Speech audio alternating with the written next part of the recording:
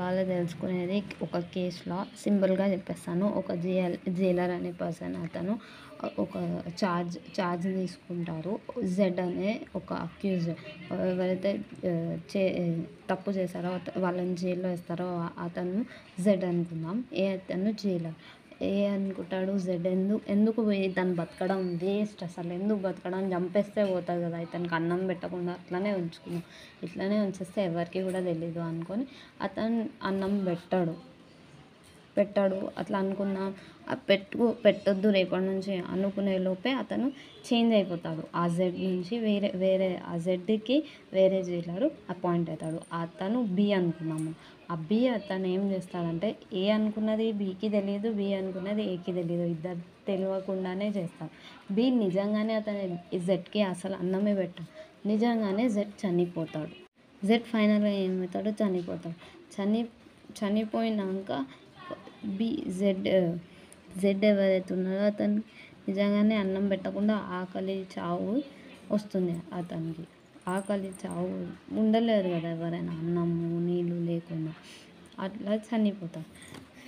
చనిపోయినాక ఎవరైతే బి ఉన్నాడో బి అయితే గిల్టీ, ఇంకా మర్డర్ చేశాడు అతను.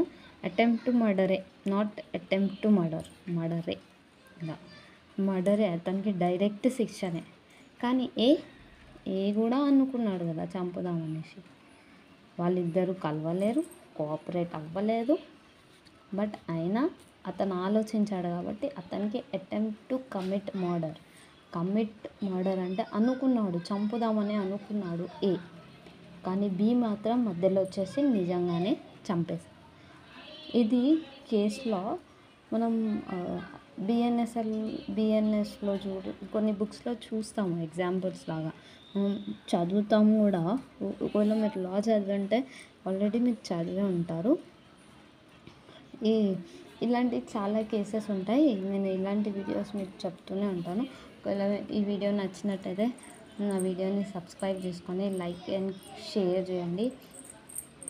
ఇలాంటి స్టోరీస్ నేను ఇంకా మంచిగా చెప్తాను. ఇప్పుడైతే ఈ వీడియోలో నేను క్లారిటీగా చెప్పలేను అని నేను అనుకుంటున్నాను.